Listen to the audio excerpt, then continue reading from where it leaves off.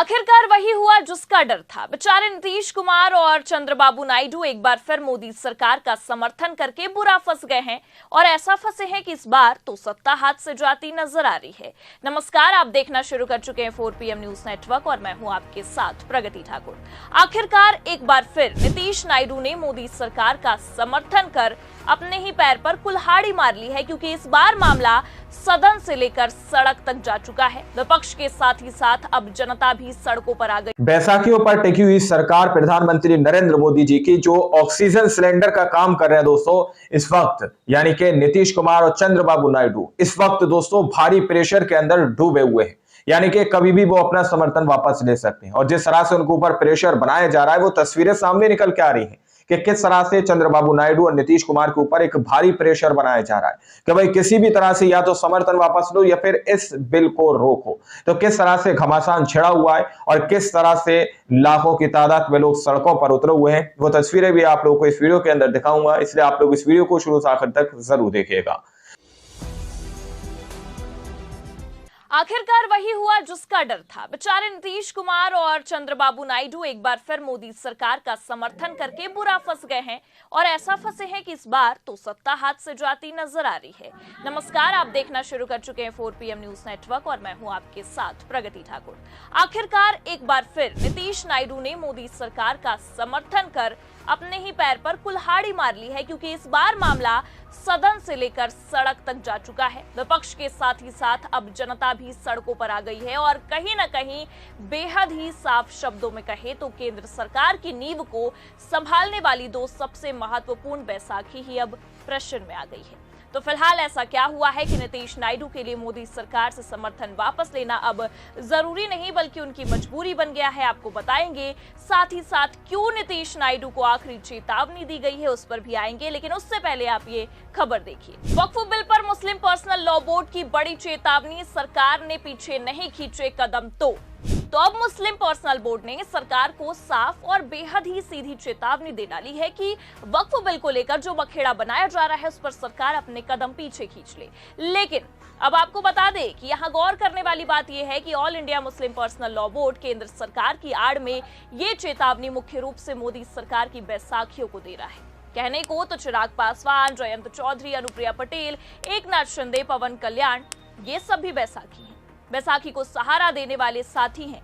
लेकिन मुख्य रूप से अगर हम देखें तो असल में सबसे मजबूती से केंद्र की सत्ता केवल और केवल नीतीश कुमार और चंद्रबाबू नायडू के सहारे चल रही है और इन्हीं दो ऑक्सीजन सिलेंडर पर अब सबसे ज्यादा प्रेशर बन गया है। दरअसल आपको बता दें कि all India Muslim personal law board ने सोमवार को दिल्ली के जंतर मंतर पर वक्फ संशोधन विधेयक 2024 के खिलाफ विरोध प्रदर्शन किया।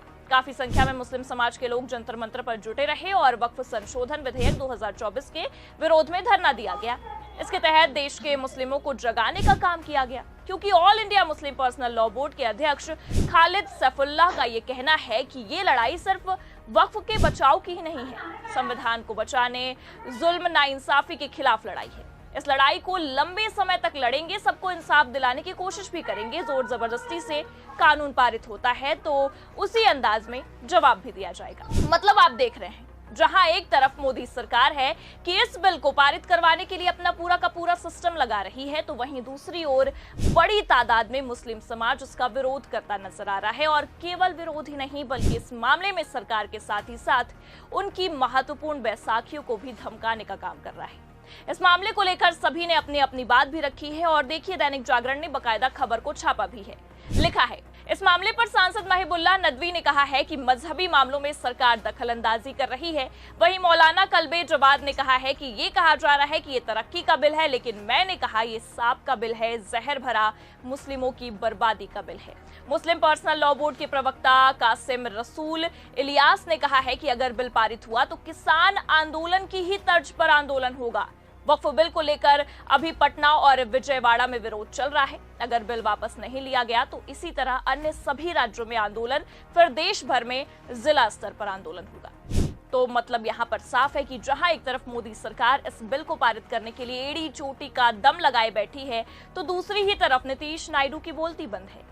क्योंकि आप भी जानते हैं कि नीतीश कुमार से लेकर चंद्रबाबू नायडू तक का आधा वोट बैंक मुस्लिम समुदाय है, वही समुदाय जिसके पीछे मोदी सरकार हाथ धोकर पड़ी है और एक एक करके नीतीश नायडू के वोट बैंक को खत्म कर रही है। जी हाँ, जिसे लेकर सदन से सड़क तक बवाल खत्म होने का नाम नहीं ले रहा है।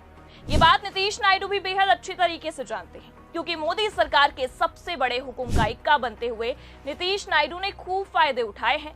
उन पर पैकेज की लड़ियां बिछाई गई हैं, लेकिन अब उनके ही तोते उड़ गए हैं।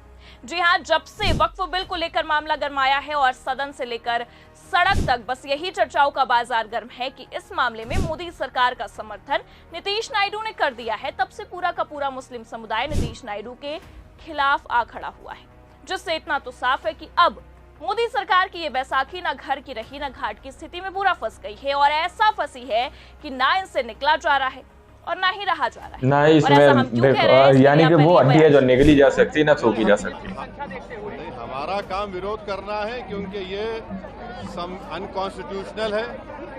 ये बिल वक्फ की जायदाद को बचाने के लिए, एनक्रोचर्स को निकालने के लिए नहीं, ना उसकी इनकम को बढ़ाने के लिए, बल्कि वक्फ की जायदादों को ख़त्म करने के लिए, मुसलमानों से उनकी मस्जिदें, दरगाहें, खानखाहें, कब्रस्तान को छीनने के लिए इस तरह का प्रोविजन उसमें रखा गया है। तो इनकी नीयत खराब है और ये चाहते हैं कि देश में और दूरियां बढ़े दो बड़े समुदायों में। तो इसका विरोध, क्योंकि संख्या बल तो है बीजेपी। अरे हाँ, देखिए, हम तो ये कह रहे हैं कि हम विरोध करेंगे। अगर चंद्रबाबू नायडू, पासवान साहब और नीतीश कुमार और हमारे अजीत सिंह साहब के बेटे अगर इसका तायीद करेंगे तो इनको जनता जिंदगी भर याद रखेगी। बिहार में ले जाएंगे इस मुद्दे को नीतीश कुमार के खिलाफ, ये देखते हुए क्या बिहार में आप ले जाएंगे इस मुद्दे को? ये तो देश में जाएगा मुद्दा, सिर्फ बिहार के नहीं, देश में जाएगा, बिहार में जाएगा। तो सुना आपने, AIMIM चीफ असदुद्दीन ओवैसी ने साफ कह दिया है कि जिस तरह से वक्फ बिल को लेकर मामला गरमाया है और सरकार किसी भी हालत में इस बिलों को पास करने की कोशिश कर रही है, और सरकार की इस कोशिश में अगर उनकी बैसाखी मुख्य रूप से चंद्रबाबू नायडू और नीतीश कुमार साथ देते हैं तो जनता इसका बदला लेगी। मतलब साफ है कि अगर बैसाखियों ने साथ दिया तो एक अच्छा खासा वोट बैंक हाथ से छटक जाएगा। और सबसे बड़ी बात यह है कि ये मामला तब गरमाया है जब बिहार में आगामी विधानसभा चुनाव की तैयारियों ने जोर पकड़ लिया है। तो कहीं ना कहीं इन सब से इतना तो साफ है कि भारतीय जनता पार्टी ने बिहार से नीतीश कुमार का सफाया करने के लिए एक अच्छा खासा मास्टर प्लान तैयार कर लिया है और बड़ा खेला कर दिया है।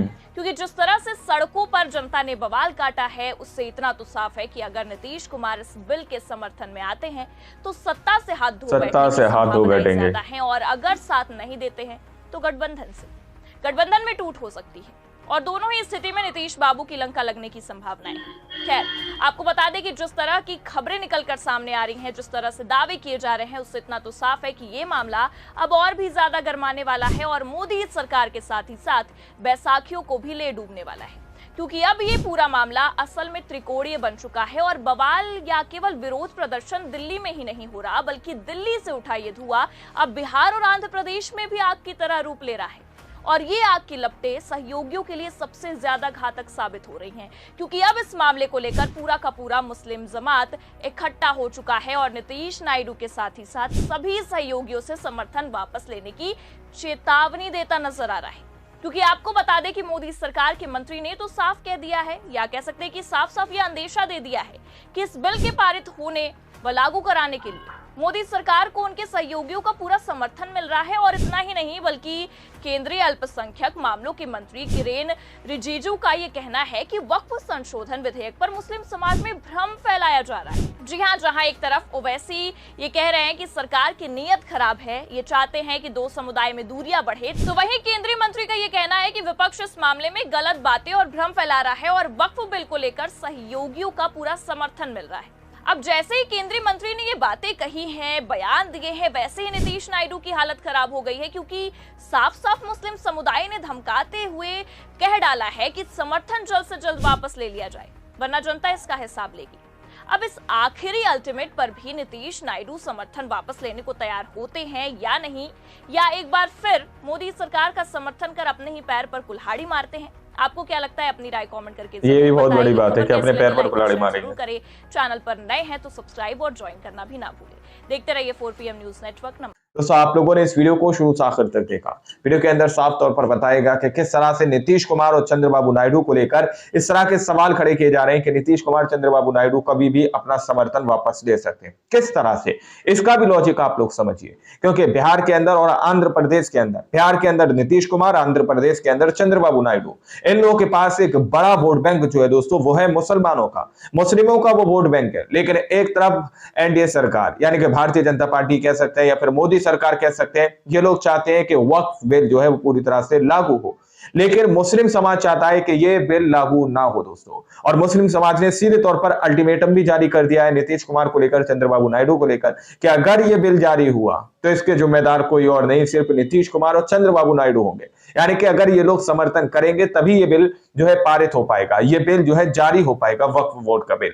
अगर इसमें समर्थन किसी भी तरह से नीतीश कुमार और चंद्रबाबू नायडू ने दिया तो फिर उन लोगों की सत्ता उनके हाथों से जा सकती है दोस्तों। और एक भारी बवाल रोड और सड़कों पर देखने को मिल रहा है, जैसा कि दिल्ली के जंतर मंतर के अंदर की तस्वीरें भी आप लोगों को दिखाई गई है, असदुद्दीन ओवैसी साहब की भी रिपोर्ट आप लोगों को दिखाई गई है। और बहुत सारे विपक्षी नेता कांधे से कांधा मिलाकर मुसलमानों के साथ खड़े हुए हैं, जो ये कह रहे हैं कि भाई ये बिल जो है वाकई में असंवैधानिक है, ये बिल जो है जिस तरीके से लाया जा रहा है ये ठीक नहीं है, और ये देश के अंदर तनाव पैदा कर सकता है और मुसलमानों की भावनाओं को आहत कर सकता है दोस्तों। लेकिन बावजूद इसके फिर भी बहुत सारे इसके गुणगान बताए जा रहे हैं। ठीक वैसे ही जैसे किसानों के लिए कानून लाया गया था और किसानों से कहा जा रहा था कि भाई ये कानून जो है तुम्हारे फायदे के लिए।